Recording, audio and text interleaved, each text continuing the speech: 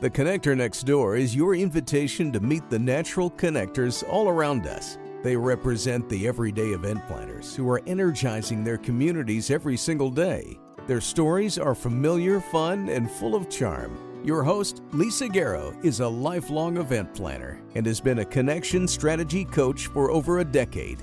She knows events can become energized connecting points where communities can gather and grow. Let's listen in as she strikes up a conversation with today's Connector Next Door.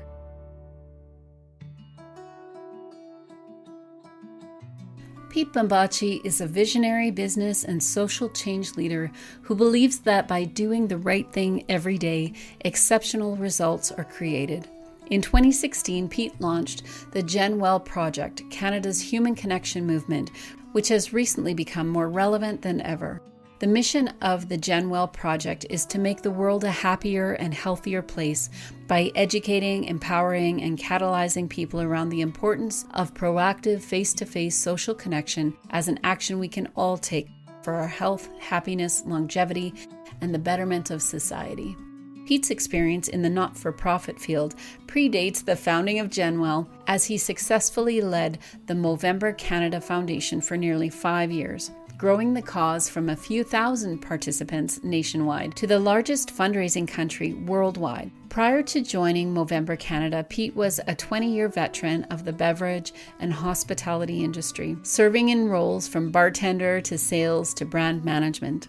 Pete and his team at GenWell are encouraging all Canadians not to wait to make those large life-changing connections that we often dream about. It's up to us to look for and lean into the little everyday connections all around us. By intentionally adding frequency, time, and shared experiences to our connection efforts, we can enjoy the benefits of living in a more connected world.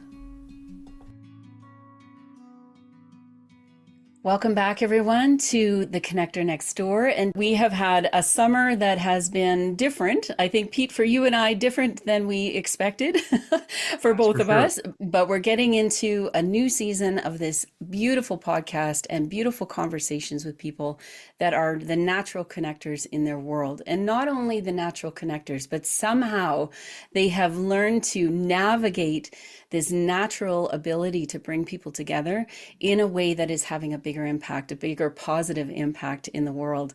So thank you so much, Pete, for being here with me today. I so appreciate you taking the time. You're later on in your morning. I am earlier in my morning, so I'm still sucking back the coffee this morning, but thanks so much for joining me.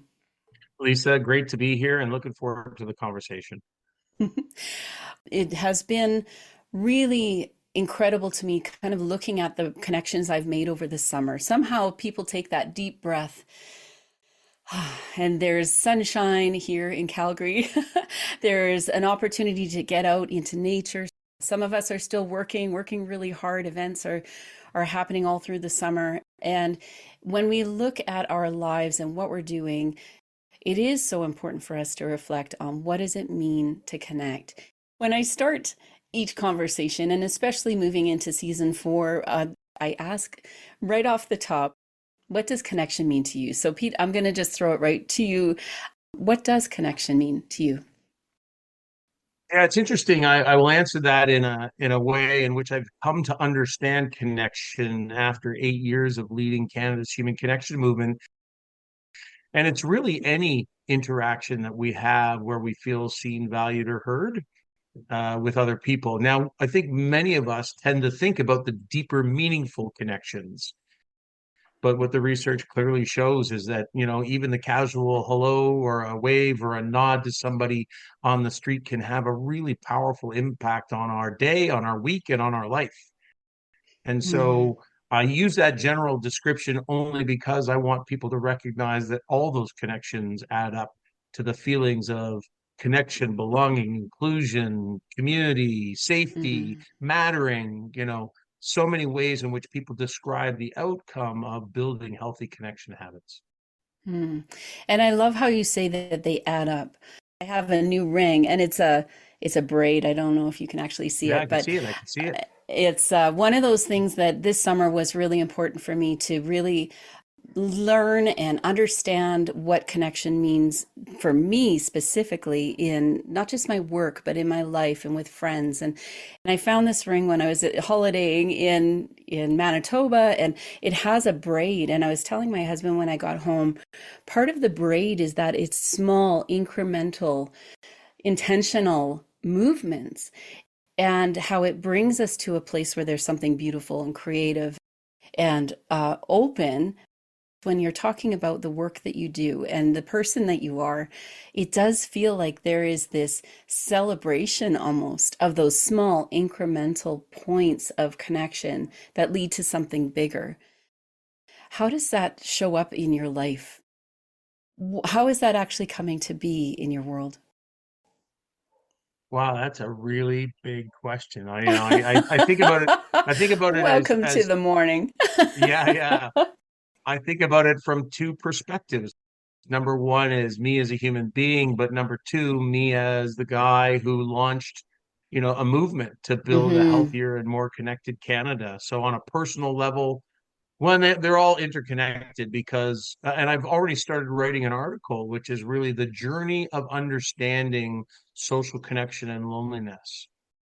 Because when I launched this movement, GenWell, back in 2016, I never thought about loneliness, to be honest with you. I thought about the power of human connection, recognizing that people were happier when they spent time with other people. I saw that through 20 years of being in the hospitality industry and saw that people were their happiest when they're with other people. I Mm. didn't even know the research, to be honest with you. I started to discover it just before I launched the campaign. But what I think, what we all need to recognize, and what I recognize, whether it's what we're trying to educate Canadians on through the movement or in my own life, because of the movement, I've become more conscious and intentional, is recognizing that every small interaction, whether it's with a stranger, saying hello to your neighbor, going for coffee with a colleague or a classmate, reaching out to your family and friends and making those relationships more intentional and regular and booking them in your calendar.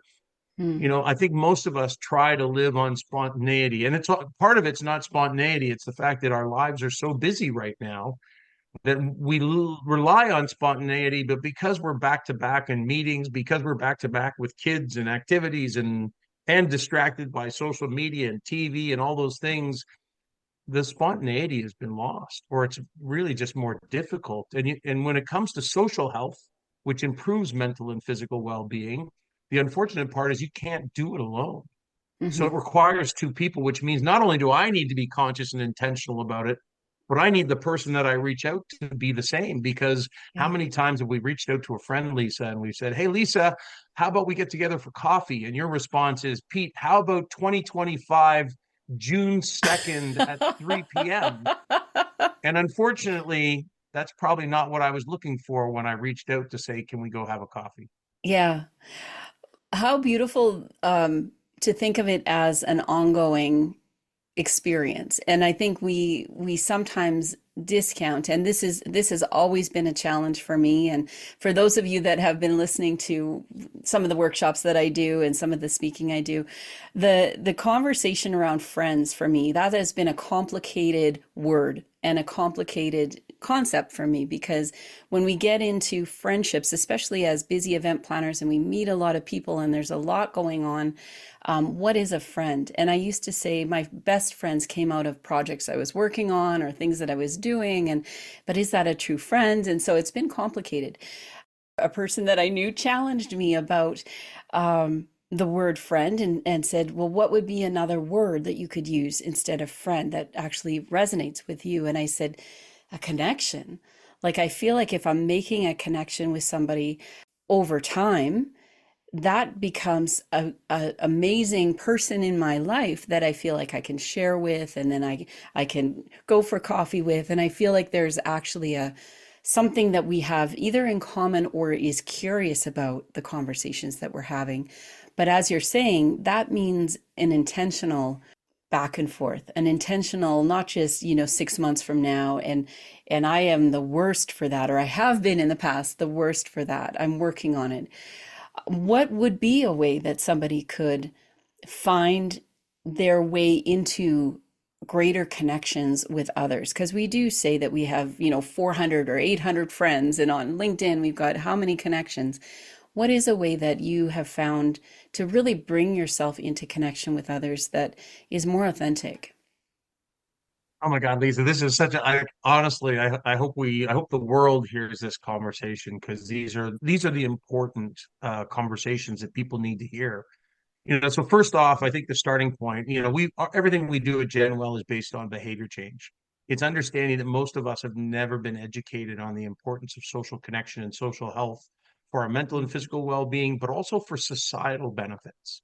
So when we talk about what leads to greater connection, the starting point is understanding why we should do it. Mm. We still have an obesity crisis, and yet we've been educating people on physical activity for over 50 years and on eating well for over 80 years. So we can't stop at education. Then we talk about empower. We say we educate, empower, and catalyze. So we educate by giving people the history and the facts around being connected or disconnected, and what are the mental and physical health ramifications of both. Then we talk about what are the empowerments that I can give you. Those who talk to strangers are up to 3 times happier than those who don't talk to strangers. Those who know their neighbor are up to 3 times less lonely. Relationships with our colleagues or our classmates can have as great of an impact on our happiness and reduce loneliness as relationships with our own family and friends. Mm. So recognize that all these connections are around us every day. Now, mind you, it's more challenging when we don't go to the office and maybe we're doing school remotely, or we're, doing whatever we do to find the more comfortable place of staying home in our basements and working away because it's easy. But when we understand just how seriously negative the consequences are when we are disconnected for a long period of time, that's when people need to be more conscious and intentional, as we talked about. And then finally, we have campaigns that we run throughout the course of the year. Because when we all take an action together, and I look at things like Halloween or St. Patrick's Day or Canada Day or whatever it is, when we all understand what we are supposed to do, it makes it easier for people to take an action when maybe they might have a tough time doing it on their own. And Mhm. so, really, our message is really about saying, hey, if you want to build deeper relationships, you need all these things. It's not just about a one and done education program. It has to continue because it's not just about you. What we've done with physical and mental health for the last 50 years has really been about individual empowerment.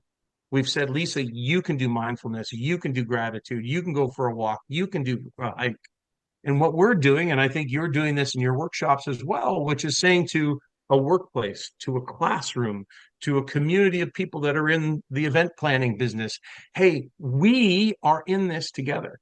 So when I walk by you in a hallway or on the street, if I don't say hello to you, if I don't take an action to build connection, then shame on me because I Mm. now understand the facts around human connection and how serious it is to not only my happiness and health, but to yours as well. Mhm. And so we really do believe that the first step in helping people build healthier connection habits is actually getting to understand why it's so important. Then we can get to the actions.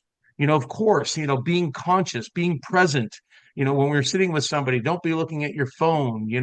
When we share gratitude and ways in which we can build deeper connections, all those things are available. But I still think most people, when you invite them out for coffee on a Friday or say, hey, do you want to go have a coffee next week? Don't recognize what that offer is all about. It's Mhm. not just, hey, let's get connected for fun, although there's fun in it. We don't recognize all the benefits that come from it. Yeah. The name of this podcast is The Connector Next Door. And the image I use is a pair of shoes on a mat, kind of sitting in front of, what would be an opening to a conversation. And understanding, I think, for each one of us, the connection is going to be different, that it isn't sort of a blanket. And I don't think that that's what you're saying through the movement. This is how we connect, and you need to do it this way. From what I've seen, and I've participated in a couple of the small challenges, but when we're talking about everyone is coming to this, I'll say it, the work of connection, because I do believe that it is putting some effort and intentionality No around it. question.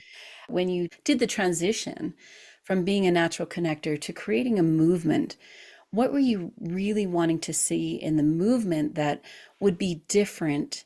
And how do you manage a movement when there's like thousands and thousands of people doing this in different ways. How are you encouraging them to create their own connections, their own community of connection? I know that you encourage people in different regions to do different things, and to share those things. How does it become a movement in your mind? It's a great question. And so in 2016, when I launched the movement was originally based just on our two GenWell weekends, which are the two catalytic occasions that happen during seasonal transition when research shows that people would benefit probably most from building connection then. So suicide rates are highest in the springtime. Most everybody that I've met over the journey of 8 years, whether they're mental health experts or counselors or the general population, think that Christmas time is when suicide rates are highest, and it's not the case. And then seasonal transition is when research shows that people struggle. So we built our Mhm. two GenWell weekends around times of the year when people struggle. Hmm. In 2017, I had an opportunity to meet Dr. Quam McKenzie, who's a global, thought leader on the social determinants of health. And his comment was this. He said, "You're going to be very successful with this movement." He said, "But you need to understand one thing."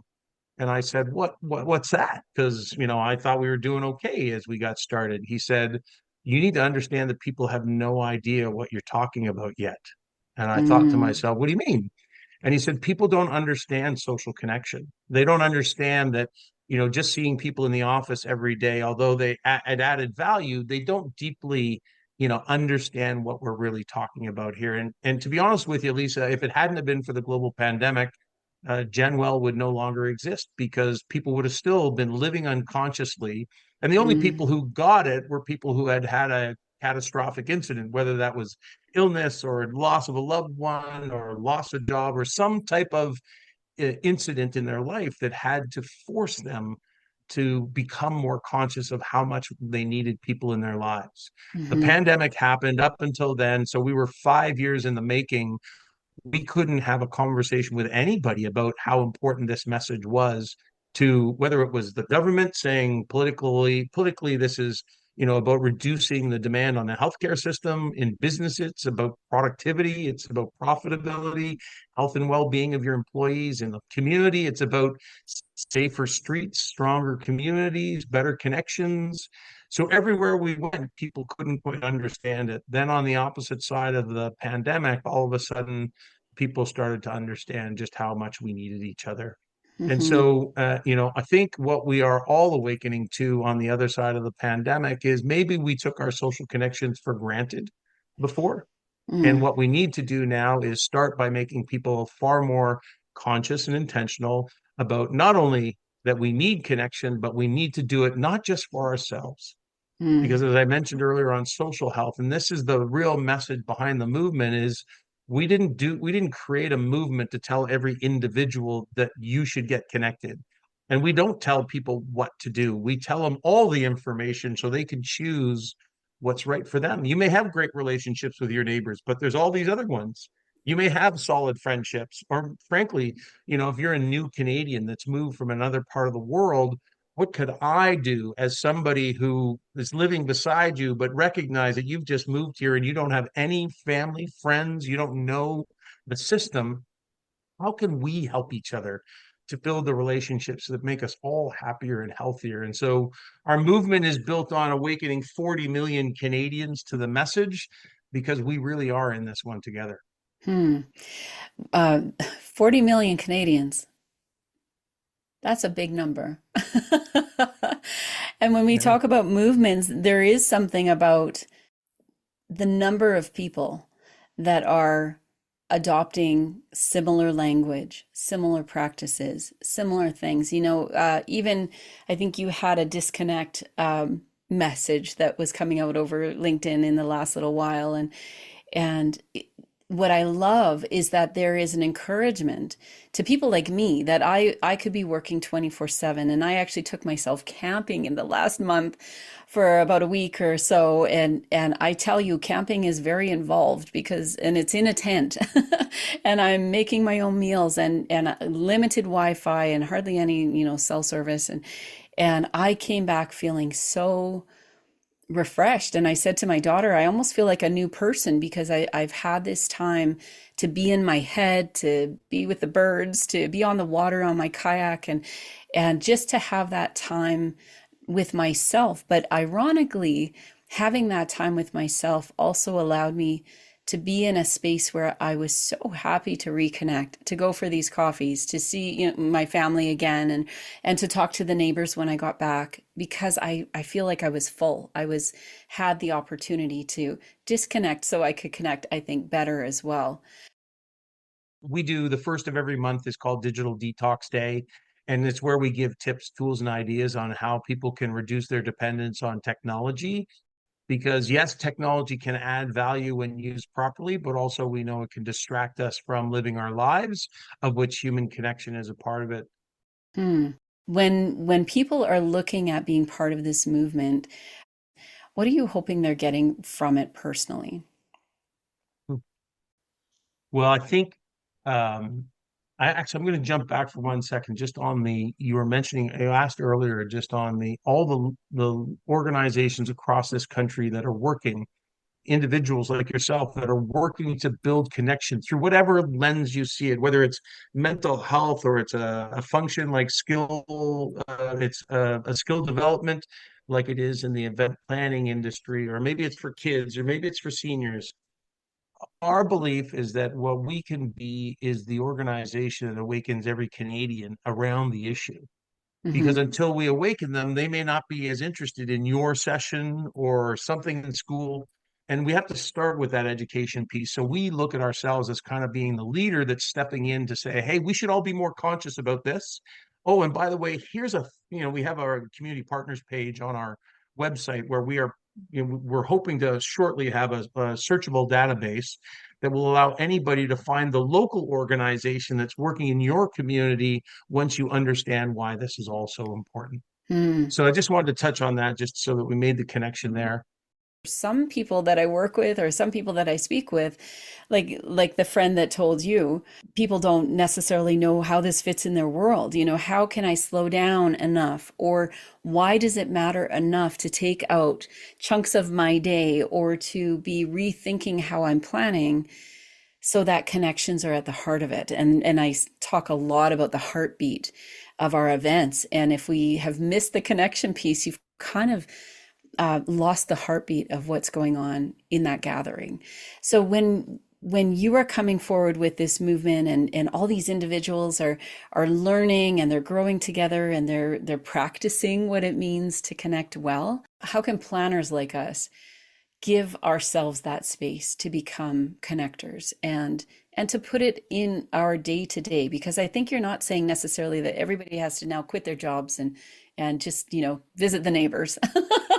I tell you, after this summer, I'm like, okay, that would be a really nice sort of next stage, but that's not reality for many of us.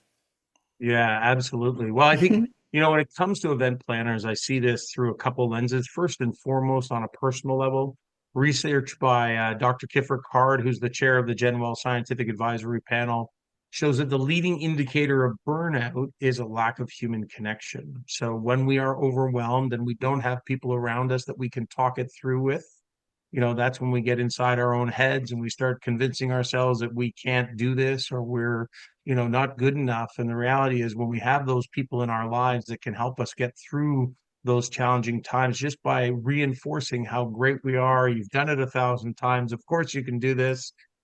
So recognizing on an individual business level that creating that community of people around you who can support you through the ups and downs that you're going to experience as an event planner is so critically important. And when we have great connections, obviously that helps facilitate the activities we're doing. Information flows quicker because you don't have to send a note to Lisa hoping that she'll do business with it. If we have a relationship, it's like, hey, Lisa, I need this. Can you help me on this project? We're doing it. I need you to. And you're like, of course, Pete, let's make it happen. But that happens when we build healthy relationships with people. And that comes through frequency, time, and shared experiences together. It's not a few emails. It's actually about taking the time to build those relationships. And then I Mm. spoke earlier this year at the CSE, which is the Canadian Special Events Conference in Toronto. And Chairman Mills is one of our official national partners. And the message there was really about saying to all the event planners is, hey, don't forget the connection as part of the value that you are bringing to your customer. Make sure your customer recognizes the good that they are doing by bringing people together, and making sure that you're providing guidance as a consultant to their event to say, hey, did you know how important social connection is? Did you know that 52% of Canadians say they feel lonely on a weekly basis? Did you know, all the stats that we have that are part of the GenWell message and part of the Canadian Social Connection Survey? Empower yourself with the information so that you can add more value to your client, because they Mm, then look at you as a true asset consultant on the business that makes them go, oh my God, Lisa, thank you. That I did forgot about, because most of us are unconscious of this. So when you bring this yeah, added value to your client, that's the type of thing that makes them recognize, wow, you're really worth everything that I pay you and probably more. And isn't that the exactly. place that we all want to be? Well, and I talk about events as connection points, and that we need multiple connection points over time. And so when we start looking at these multiple connection points for any one audience or for your team or whoever it is you're planning this event for, we need to be able to hear their heart first and see where they want to go, kind of in but getting behind their eyes and understanding what is the connection that means the most to them. And we can start doing this en masse. And that's where this gets really exciting, is that it's not just about necessarily one-on-one, but when we really understand who we are, how we're showing up as planners, and who we're trying to serve, and maybe there's multiple stakeholders in that. But then what do they need out of this? What are they wanting out of this? What does connection mean to them? And asking those questions where we don't just make an assumption. I love that you were speaking to planners, that it is part of that initial conversation with the client, or in our world, with people that are doing this themselves, to say, I can actually make a difference here. Yeah, Lisa, I couldn't agree with you more. Um, when people understand the importance of connection, because I've often said that we've hidden social connection under the guise of book clubs and sports teams and Hmm. activities, but we never really articulated that. Why do I go to the book club? We talk about the book for 30 minutes and then we sit around for 2 hours and talk about everything but the book. So was the book the reason, or was the book the excuse? Mm. So whether your Yeah. shared interest with somebody is the work that you do in planning events, whether it's a book, whether it's a sporting activity, whether it's tiddlywinks, I don't really care what the commonality is. But I think when we help people, this is why I really believe it all starts with education. When we say to somebody, even at an event, hey, we're going to give you 15 minutes, or maybe we're going to give you 30 because we've had a request to build deeper connection. We have it at our own Canadian Human Connection Conference, which is happening in Vancouver this year in November. And people in the last 2 years that we've held it have said, can you give us more time to connect with people? Last year on the second day, we ended early. We were forced to end early by the venue. And we went to a local bar and spent, I think, 3 hours. We couldn't get people to leave the bar because they were so interested in the connection. And so Hmm. they all came to find out more about human connection. They wanted to hear the research, they wanted to hear the practitioners, they want to hear lived experience.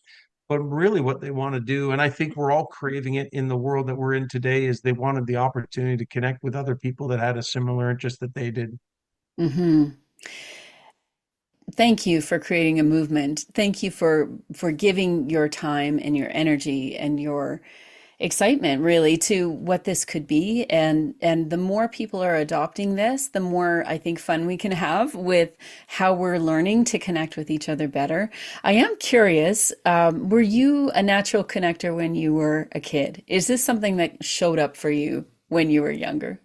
It's interesting. I've had a couple people point things out along my journey here. I would say I always was a connector, but somebody, even my personal coach, said part of the reason I became a connector is I lost my dad at 13.